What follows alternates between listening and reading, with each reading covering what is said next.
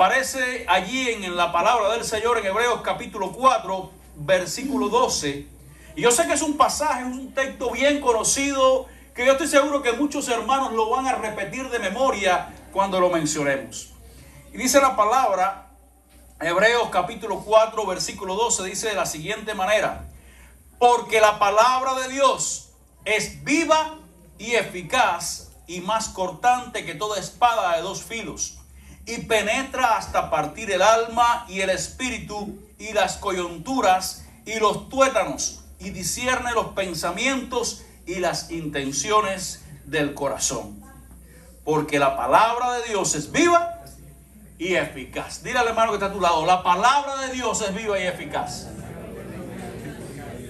No se te olvide esto: la palabra de Dios es viva y eficaz y más cortante que toda espada de dos filos. Y hemos titulado en esta mañana este pasaje, el estudio del mensaje, el poder de la palabra de Dios. Y en la lectura devocional leímos un pasaje que aparece en el libro de Reyes. En el libro de Reyes, en el capítulo 23, 22 y 23, encontramos la historia del rey Josías. La historia de un rey joven que comenzó a reinar cuando simplemente tenía 8 años. Pero, amados hermanos, cuando usted lee la palabra, se va a encontrar que bajo el reinado de este rey Josías se experimentó uno de los mayores avivamientos en el pueblo de Israel. Se experimentó un volver a Jehová como hacía mucho tiempo no se vivía. Las personas quebrantadas buscaban de Dios y el rey hizo reformas que cambiaron todo su ambiente. En Segunda de Crónicas 34, Segunda de Reyes 22 y 23, estos pasajes usted los puede leer en casa y puede conocer un poquitico más acerca de lo que sucedió. Y nos cuenta la palabra de Dios que el rey Josías, cuando él comenzó a reinar, estaba reinando en un ambiente completamente nocivo. Era un ambiente, hermanos, espiritualmente hablando, socialmente, de todos. Cuando lo espiritual está mal, entienda, cuando lo espiritual está mal, todo lo demás va a funcionar mal. Y este pueblo de Israel estaba viviendo en un tiempo de una corrupción tal, para que usted tenga una idea, que dentro del templo de Jehová, en el lugar donde se manifestaba la presencia de Dios, o en el lugar donde debía de manifestarse, porque en ese momento lo que se estaba experimentando allí era tan terrible que allí Dios no se manifestaba. La casa estaba destruida. Ese templo de Jehová estaba destruido, estaba descuidado. No se habían ocupado de él por mucho tiempo. Pero los que estaban a cargo del templo habían levantado dentro del templo altares a dioses paganos. Ahora, yo quiero que usted, para que tenga una vaga idea de lo que estaba sucediendo. Yo no sé los dioses paganos que hay en sus culturas, pero por ejemplo, están muy relacionadas nuestras culturas.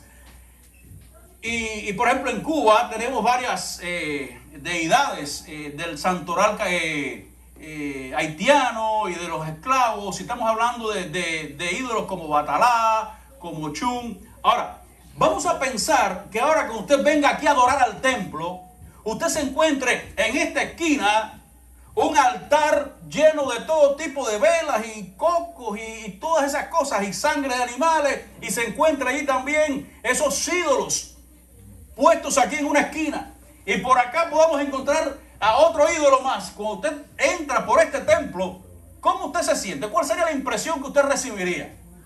Yo me imagino que usted vendría caminando y con la misma, que se caería de espaldas a decir, no, yo estoy aquí en un lugar equivocado, no, me equivoqué, y sale a la calle, mira al templo y dice, no es aquí, sí, pero es aquí, pero ¿qué está pasando?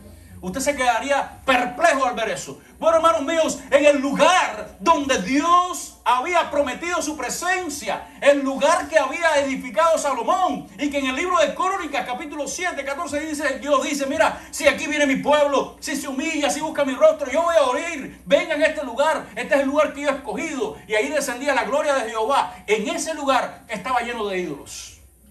Estaba lleno de ídolos. Pero no solamente esto. No solamente esto, sino que cerca del templo se habían ubicado tiendas donde se practicaba la prostitución idolátrica. ¿Qué es la prostitución idolátrica? Ciertamente habían algunas profetisas de algunos de estos dioses extraños que un hombre llegaba a tener una experiencia con la divinidad, traían su ofrenda y esa experiencia se tenía a través de las relaciones sexuales con aquellas mujeres. Y eso estaba cerca del templo y sucedía cerca de ahí en el ambiente del pueblo de Israel. Por otra parte, habían altares a dioses como Moloch. Y usted dirá, ¿está hablando en lengua el pastor? No. ¿Quién era el dios Moloch? Moloch era una representación de un dios que tenía en sus manos unos brazos extendidos y debajo de esos brazos se ponía fuego. Y cuando se comenzaba a adorar a Dios buscando la bendición para el futuro, las personas traían a sus hijos pequeños y los lanzaban al fuego vivos para que el dios Moloch bendijera a su familia. Y en medio de los gritos del niño quemándose, la gente adoraba al dios Moloch. Y usted dirá, ¡qué barbaridad! Ciertamente eso es lo que estaba viviéndose en el pueblo de Israel. Y muchas cosas más que usted puede leer allí en la palabra. Pero dice la Biblia que el rey Josías, cuando tenía 16 años, sintió inquietud espiritual en su corazón y pidió que se reconstruyera el templo. Se reconstruyó el templo y a partir de allí comenzó una reforma tal que dice que como nunca antes el pueblo se había vuelto, dice que nunca hubo antes uno como él. Quitó todos los altares, limpió el templo, mató a todos los sacerdotes paganos que estaban guiando erróneamente al pueblo de Israel. Hizo una limpieza tremenda en el pueblo de Israel. Ahora, ¿qué fue lo que hizo la diferencia? ¿Qué fue lo que provocó en primer lugar que el pueblo de Israel estuviera viviendo este ambiente? ¿Qué fue lo que provocó que el pueblo de Israel estuviera en tal decadencia espiritual? Porque una cosa es apartarse un poquito de Dios a caer a una profundidad tan baja de este tipo de idolatría. ¿Qué es lo que había pasado? Simplemente, hermanos míos, dejaron a un lado la palabra de Dios. Dejaron a un lado la instrucción de Dios hasta el punto que cuando el rey Josías mandó a uno de sus siervos y le dijo, mira, yo necesito que vayan a reconstruir el templo de Jehová. Y mientras estaban reconstruyendo, bueno, Josías dio las instrucciones, mira, no le estés llevando tanta cuenta, estos hombres son íntegros, que hagan lo que tienen que hacer. No se preocupen tanto, lo que necesitamos es el templo terminado. Y cuando llega ya Safán, este hombre, el siervo, comienza a buscar, llega uno de los constructores y se acerca a donde estaba él. Y en sus manos traía un rollo. En sus manos traía un rollo y le dice al rollo, mira lo que me encontré aquí. Bueno, ¿y qué es eso? Y dice, bueno, no sé, vamos a leerlo. Y comenzaron a leer el libro. Y era el libro del Jehová, era la palabra de Dios. Era el libro de la ley de Dios. Y aquel hombre se estremeció. ¡Wow! ¿Qué es esto? Vamos a enseñárselo al rey. Y cuando llegaron al rey, el rey comenzó a escuchar la palabra de Dios. Y dice que se estremeció su corazón y rasgó sus vestidos al escuchar la palabra de Dios. En primer lugar, el pueblo había caído tan bajo porque la palabra de Dios había desaparecido. Y hay un versículo que a mí me gusta mucho en el libro de Proverbios que dice que sin profecía el pueblo se desenfrena. En un lugar donde no está la palabra de Dios va a haber desenfreno, locura, va a haber decadencia espiritual. Y eso es lo que estaba pasando en el pueblo de Israel. Habían llegado a tal nivel que en la Biblia, podemos decirlo así, el Antiguo Testamento, en este caso, en ese momento lo que tenían eran los escritos del Pentateuco, de la ley. En ese momento se había perdido. La gente ni sabía lo que era eso. No había palabra en ningún lugar. La gente ministrando sus fiestas paganas, supuestamente muchas cosas se estaban haciendo para Jehová. ¿Usted puede creer esto? Ellos hacían sus adoraciones paganas y decían, esto es para Jehová. Y lo hacían mal. Y eran receptores de la ira de Dios. ¿Por qué? Porque habían dejado a un lado, ¿qué cosa? La palabra de Dios. Habían dejado la Biblia hasta tal nivel que se les había perdido. La gente no sabía lo que era eso. Y usted va a decir, qué terrible.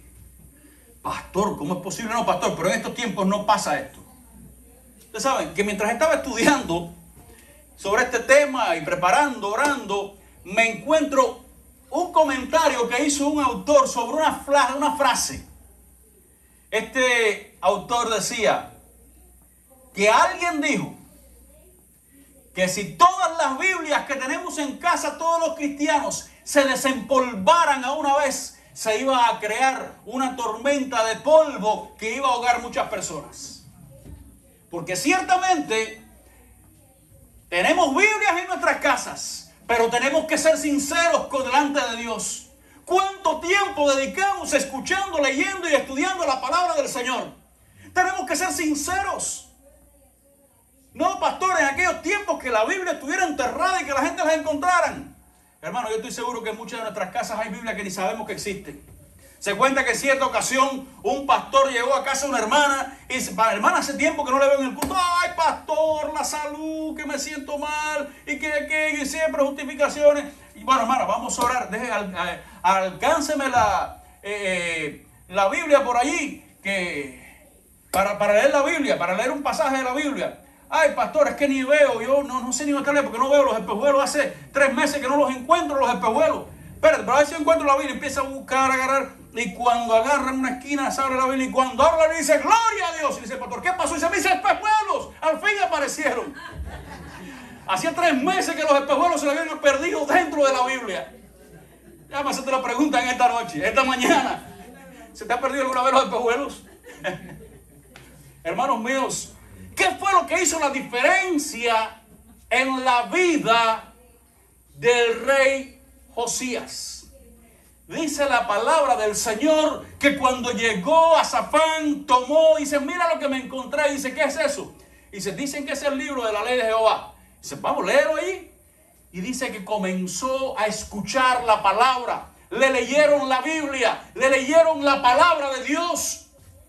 Y dice que en aquel momento rasgó sus vestidos y se humilló delante del Señor. Dijo, algo hay que hacer. Hay que buscar de Dios, porque si no vamos a recibir el juicio que está prometido.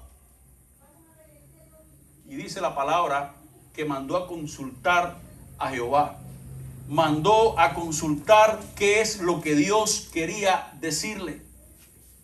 Y hermanos míos, me encanta este pasaje porque cuando se acercaron a la profetisa, escucha lo que Dios le dijo.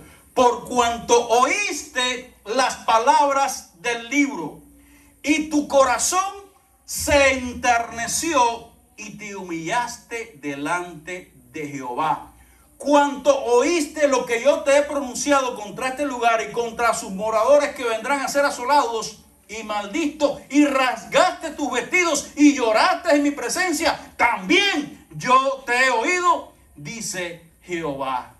¿Qué fue lo que hizo la diferencia? Que aquel hombre, cuando tuvo una edad suficiente para pensar y analizar, dijo, ¿qué es lo que dice Dios? Y cuando escuchó la palabra de Dios con un corazón receptivo, pero me encanta este texto, dice que se enterneció. Se enterneció al escuchar la palabra de Dios. Quiero hacerte una pregunta. ¿Qué cosa significa que se enterneció? ¿Qué cosa es un corazón tierno? Lo contrario a un corazón tierno es un corazón duro. Es un corazón duro. Aquel corazón, dice, el corazón estaba duro, pero cuando escuchó la palabra, se enterneció. Recibió la palabra, la escuchó y puso en su corazón ser obediente a aquella palabra. Puso en su corazón hacer lo que Dios le había mandado. Y dice Dios, por cuanto tú fuiste receptivo, por cuanto tu corazón se enterneció, por cuanto tú decidiste oír mi voz, también yo te he escuchado. Ahora, dice la palabra del Señor, el libro de Santiago: acercaos pues a Dios y Él se acercará a vosotros. Dice Dios aquí en su palabra: por cuanto tú me escuchaste mi voz, escuchaste mis palabras, también yo te voy a escuchar. Y esto no quiere decir, mis amados hermanos, que muchas veces nosotros estamos clamando al Señor y creemos que nuestras oraciones están siendo oídas. Creemos que Dios nos escucha, pero eso simplemente en nuestra mente, porque Dios está ajeno a nuestras oraciones. ¿Sabe por qué? Porque lo estamos haciendo con un corazón en rebeldía y en desobediencia. Dice la Biblia que cuando Samuel se acercó al rey Saúl, en aquel momento donde Dios le había mandado a Saúl una tarea: eliminar a los amalecitas, Saúl se había quedado con lo mejor de las vacas, lo mejor de los bueyes, lo mejor de los caballos. Le había dejado incluso vida con vida al rey, cosas que Dios le había mandado que no lo hiciera. Cuando llegó el profeta Samuel, le dijo: ¿pero qué has hecho? ¿Qué es eso que has hecho? Y dice: ciertamente esto lo he escogido para la adoración a Jehová. ¿Y saben lo que le dijo Samuel a Saúl? Locamente has actuado, porque ciertamente se complace Dios más en la obediencia que en la multitud de sacrificios. Porque el obedecer es más agradable a Jehová que la multitud de los sacrificios. Porque la desobediencia es como pecado de adivinación, dice la palabra. La desobediencia es como pecado de adivinación, dice la Biblia. Entonces, mis amados hermanos, dice la palabra de Dios que este rey escuchó la palabra de Dios. Desempolvó la Biblia. Pero en segundo lugar, no solamente desempolvó la Biblia, sino que él fue obediente a todo el mensaje de Dios. Y hoy mencionábamos algo en la mañana. Hoy es muy común el cristianismo de restaurante. Y no es que vayamos a reunirnos a un restaurante y que usted invite al pastor a un restaurante. No, invítalo si usted quiere, que se le salga el corazón. Pero el cristianismo de restaurante es aquel que toma la Biblia y dice: me gusta esto. Y yo le voy a decir, a mí me encantan las promesas del Señor. ¿A cuánto les gusta escuchar: he aquí yo estoy contigo donde quiera que tú vayas? ¡Aleluya! ¡Qué rico! El Señor está conmigo. Yo estoy contigo como poderoso gigante. Cuando pases por el fuego, yo estaré contigo, y si las aguas no te anegarán. Hermano, nos erizamos y decimos: gloria al Señor. Eso me encanta. Pero cuando ahora viene el Señor y te dice: ama a tus enemigos, bendice a los que te maldicen. Señor, pero es que tú no conoces al vecino. Señor, es que tú no conoces al jefe mío de trabajo. Tú no conoces a esa gente. Es que tú no conoces a aquel fulano que vive por allá.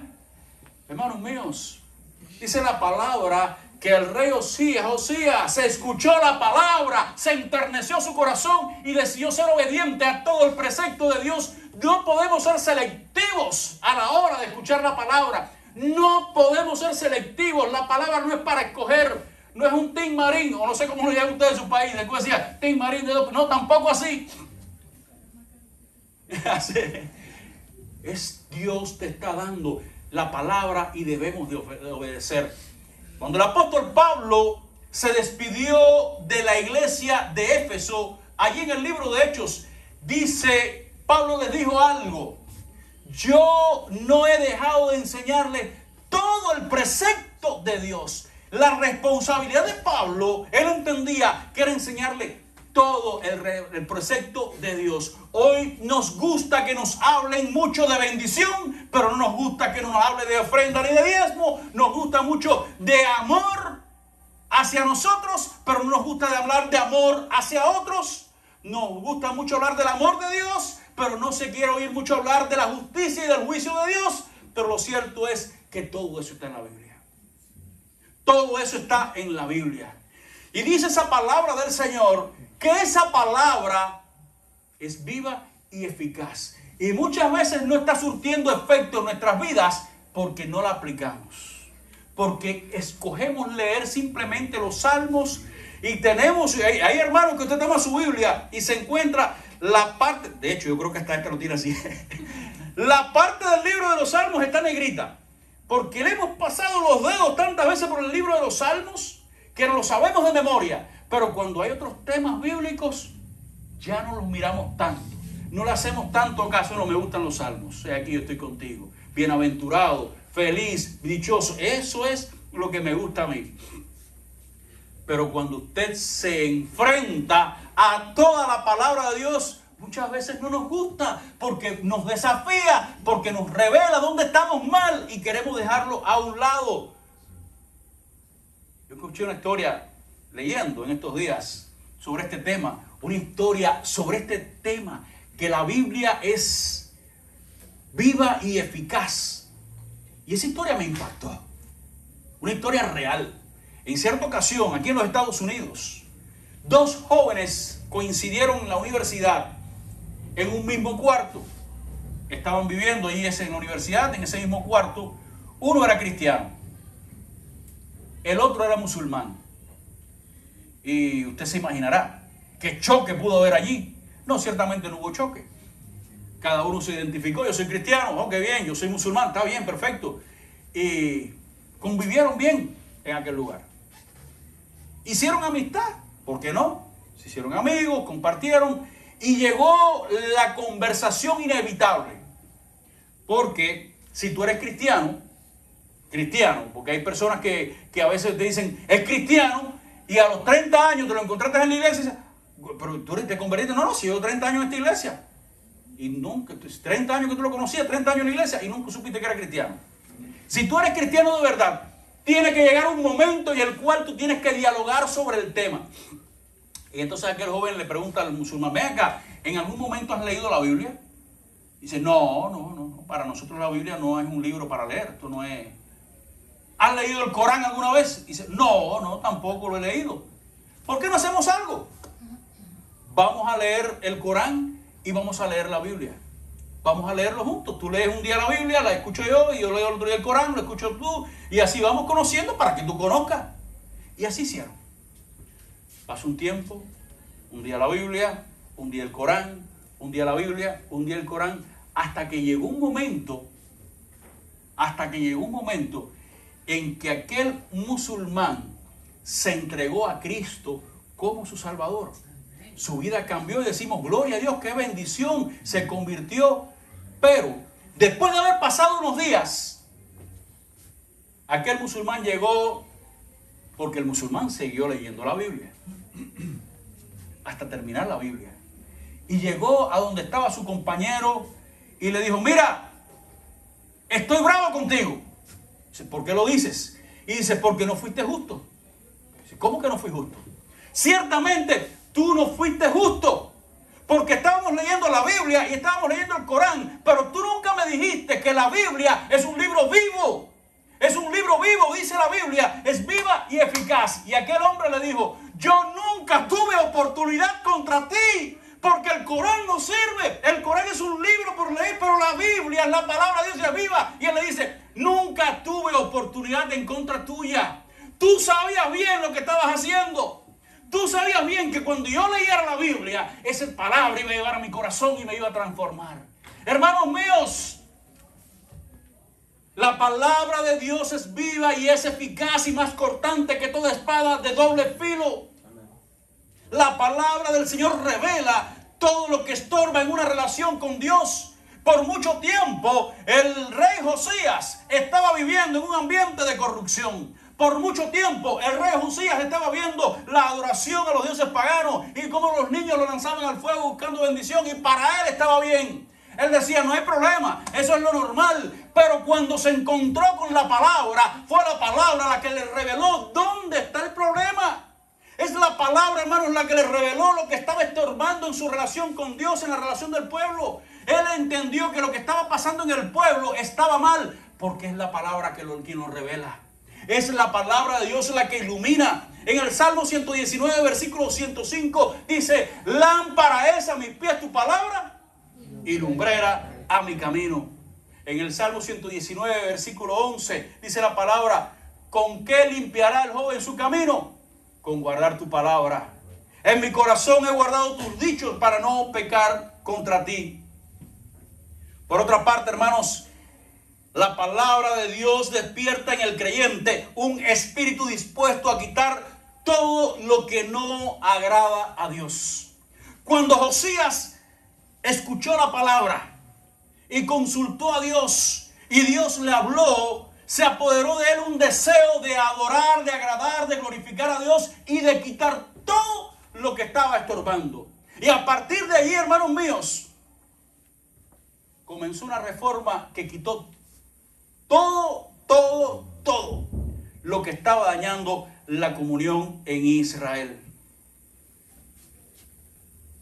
Y dice la palabra que restauró el culto y celebró una Pascua como hacía muchos años que no se celebraba.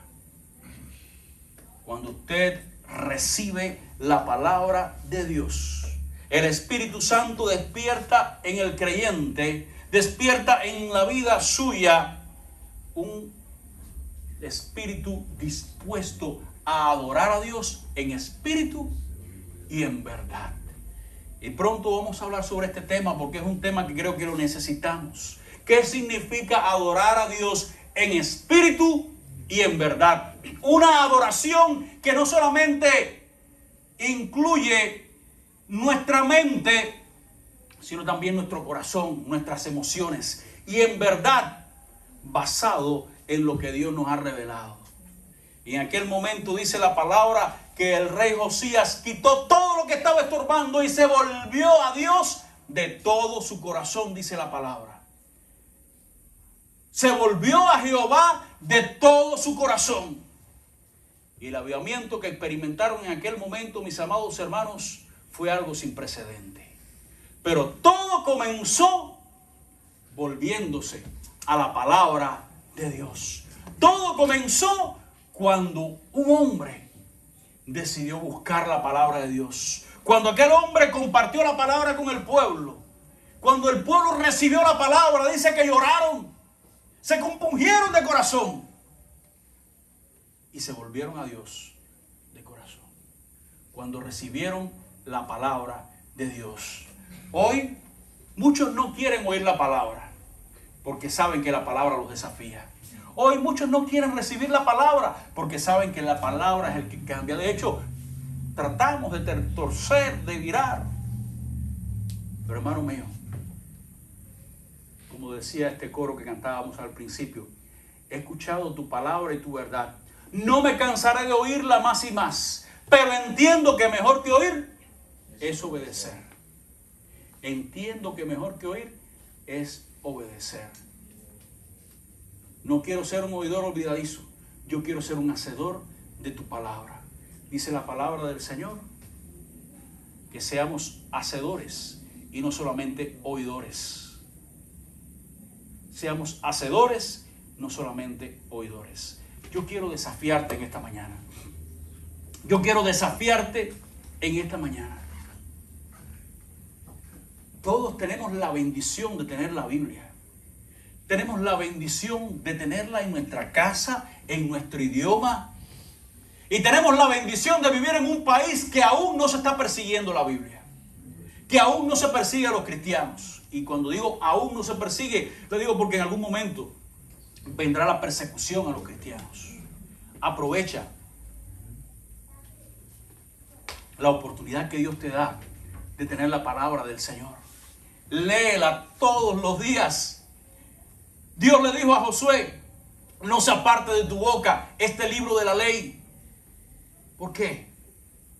Porque hará prosperar tu camino y todo te saldrá bien. Lee la palabra.